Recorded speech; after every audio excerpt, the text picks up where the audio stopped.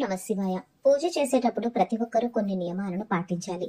ఆ నియమాలు ఏంటి అనేది ఈ రోజు వీడియోలో తెలుసుకుందాం. వీడియో చివరి వరకు చూసి మీకు నచ్చితే గనక తప్పకుండా లైక్ చేసి కావలసిన వారితో షేర్ చేసుకోండి. హిందువుల ప్రతి ఇళ్లలో కూడా దీపారాధన అనేది జరుగుతుంది. నిత్య దీపారాధన చేసేవారు కొందరు, ఉదయం సాయంత్రం కూడా దీపారాధన చేసేవారు కూడా ఉంటారు. వారానికి ఒక్కసారి వారం చేసేవారు కూడా కొందరు. అయితే ప్రతినిత్యం దీపారాధన చేయలేని వారు ఒక్క శనివారం దీపారాధన చేస్తే కనుక వారం రోజుల పుణ్యం వస్తుందని స్వయంగా వెంకటేశ్వర స్వామి వారే చెప్పినట్టు పెద్దలు చెప్తారు.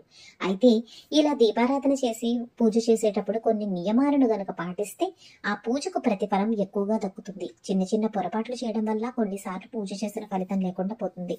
పూజ గదికి ఎప్పుడు కూడా మరుగు అనేది ఉండాలి. బయట నుంచి ఇంట్లోకి వచ్చిన వారికి పూజ గది కనిపించకూడదు. పూజ గదికి ఖచ్చితంగా తలుపు గాని డోర్ కర్టెన్ గాని ఉండాలి. దీపారాధన వెలుగుతున్నంతసేపు కర్టెన్ ను పక్కకు తీసిపెట్టి దీపం కొండెక్కాక కర్టెన్ వేయాలి. స్నానం చేయకుండా పూజ గదిలోకి వెళ్లడం, దేవతా విగ్రహాలను తాకడం లాంటివి చేయకూడదు. ముందు రోజు దేవుడికి సమర్పించిన పుష్పాలను నిర్మాల్యాలు అంటారు. ఇది తెల్లవారి ఉదయం ఖచ్చితంగా తీసివేయాలి. అలాగే ఇలా తీసివేసిన నిర్మాల్యాలను ఎప్పుడూ కూడా దేవుడి గదిలో ఉంచకూడదు. ఒక కవర్ లో గాని బాక్స్ లో గాని పెట్టుకుని బయట పెట్టి వారానికి ఒకసారి వాటిని పారే నదిలో గాని చెట్ల కింద గాని వేయాలి. ఎవరు తొక్కకుండా చూసుకోవాలి.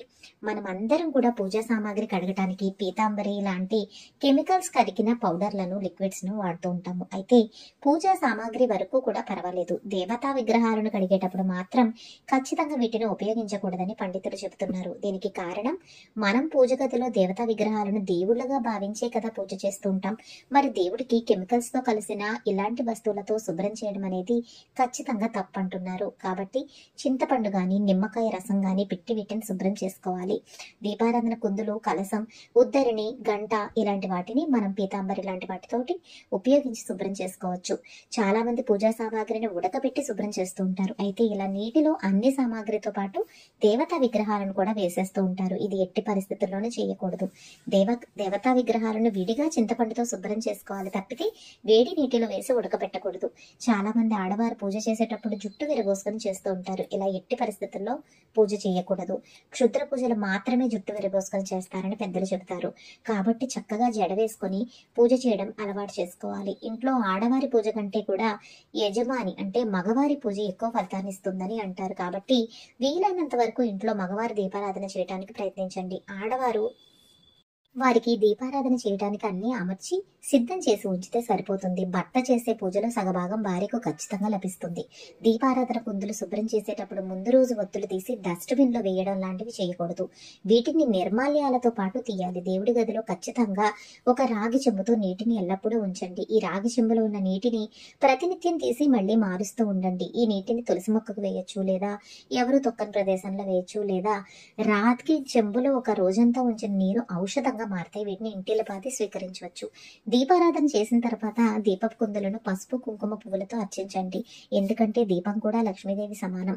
పూజ చేసేటప్పుడు ఆడవారు నైటీలతో పూజ చేయకూడదు. చాలా మంది నైటీ వేసుకుని దానిపైన చున్నీ గాని టవల్ గాని వేసుకుని చేస్తూ ఉంటారు. ఇలా అసలు చేయకూడదు. ఖచ్చితంగా పూజ చేసేటప్పుడు వివాహిత మహిళలైతే చీరను ధరించండి. మీకు అసౌకర్యంగా ఉన్నట్టయితే పూజ పూర్తయిన తర్వాత మీకు నచ్చిన డ్రెస్సును వేసుకోవచ్చు. అంతేగాని మోడర్న్ డ్రెస్సుల్లో నైటీల్లో పూజ అనేది చేసుకోకూడదు.